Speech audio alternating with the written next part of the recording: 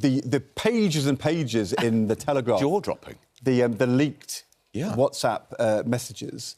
And it's quite surprising, isn't it, to write a book with a co-author, Isabel Oakeshott, a well-known journalist, and then for her to suddenly decide to reveal in the Telegraph all the things you chose not to put in the book, in the diaries. or that the Cabinet Office took out of the book. Yeah. But also, in the first place, Ed, it's very odd that somebody writes a diary of the pandemic, but they don't write the diary. They employ a journalist. They get a journalist to write it for them. Why? What, did he not keep a detailed diary at the time? I mean, why did he need a journalist to write it for him in the first place? That book should be in the fiction section of any shop. But if I was Isabel Oakeshott, I'd ask for my name to be taken off it because, of course, it was written as an authorised version to make Matt Hancock good.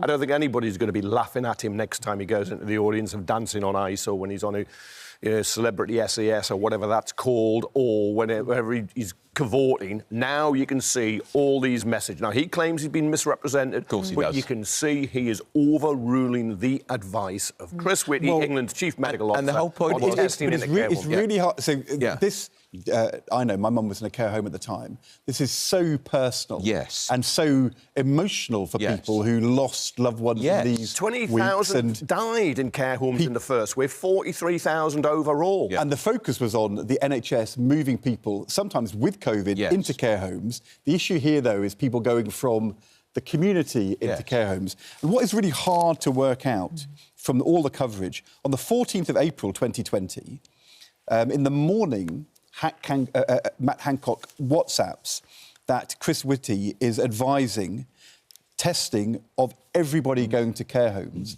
And then it then says later in the day, Alan Nixon, Hancock's special advisor, says, I wasn't in the testing meeting just to check. Officials are saying your steer is to remove the commitment to testing on admissions to care homes from the community, but keep the commitment from hospital. Is that right? And Hancock says, fine, tell me if I'm wrong. I'd rather leave it out and just commit to testing all going into care from hospital. I don't think the community commitment adds anything and it muddies the waters. What happened in the morning from Hancock saying Whitty wants to test all to the afternoon, him changing his mind? And I would say he has to come out today and answer that, because that is like the gaping hole in this. Is it just that he thinks he knew better? Because if you remember, we were told again and again, we're following the science. And here's Chris Whitty, the Chief Scientific Officer, saying everyone going into care homes. We said at the time, COVID getting into care, it was a terrible analogy, like a fox getting into a chicken coop, the most vulnerable people. And here was advice which he appears to have rejected and ignored. Remember, Hancock said he put a protective arm around care homes. No, he didn't. Protective ring. Yeah. Sorry, it was a ring. It was a ring, sorry. But people were discharged from hospital into care homes with COVID. They weren't tested. Then they bring in testing for people from hospitals. But he's against the community testing, as you say. He subsequently blames staff for taking care. He did. Care homes, COVID. Yeah, he said that in the jungle. Well, if you're not going to have community testing, they're not going to be tested, are they? So he's got to have responsibility and answer the questions. You mentioned the date. Go to the diaries. Wednesday, the 15th of April, is obviously the relevant day. From today, everyone going from hospital into social care will be tested and then isolated while the result comes through. Good. Now there is more capacity. The NHS and CQC are also increasing testing for care home staff and residents amid reports of rising deaths, though we are struggling to get precise figures. So, I mean, talk about muddying the waters. Yeah, and no mention of the people going in from the community into care homes. And no mention of the advice that he got recommending. It's not mentioned at all. And remember, we were told they were following the scientific advice. That book was to show him as a superhero, the person who was doing the right thing against everybody else. Well, it doesn't quite look like that now. I accept that Isabel Oakeshott is now lockdown sceptic, and the Telegraph increasingly is lockdown sceptic, and questions have to be asked about breaking the agreement. However, I personally think it's a public service that all this is in the public domain and we can begin to make up our own minds and see. Would this have been in the public inquiry, these WhatsApp messages? I mean, would they have been?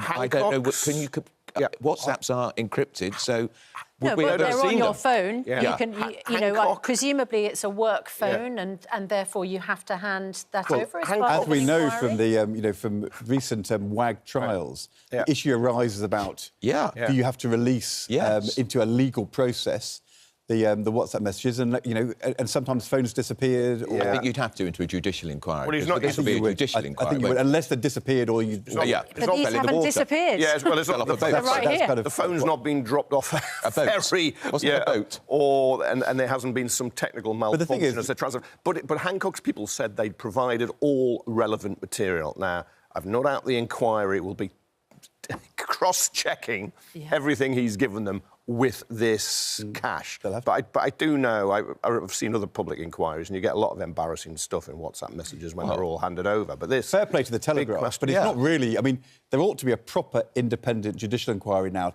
and it should happen quickly. Well, it starts... Doesn't it start in April? Yeah, but it'll go on for ages. In fact, the Telegraph addressed that, saying it will go on for so long, we're doing this now. And you see, they're calling it the lockdown fast, and it's done by their lockdown team. Yes, well, she made... I think there's days of this to come. Isabel Oakeshott makes a really interesting point about the inquiries. She says Sweden wrapped up its investigation a year ago. The verdict, delivered in a neat 800-page report, was that avoiding mandatory lockdowns ultimately worked out quite well, she says. The French didn't hang around either with their public inquiry. It began in July 2020, during the pandemic.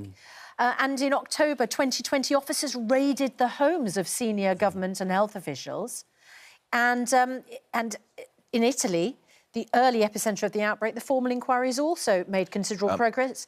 In the UK, 18 months just to agree the terms You think about the Iraq inquiry into Iraq war. It reported about 10 years after the war. Bloody Sunday. Bloody Sunday, 40. 20 years after it started. But we know what happened here, and it was Boris Johnson dragged his feet because he knew he was going to be pulled into it over the parties, and he didn't want the inquiry report to come out this side of the general election, now expected the autumn of next year.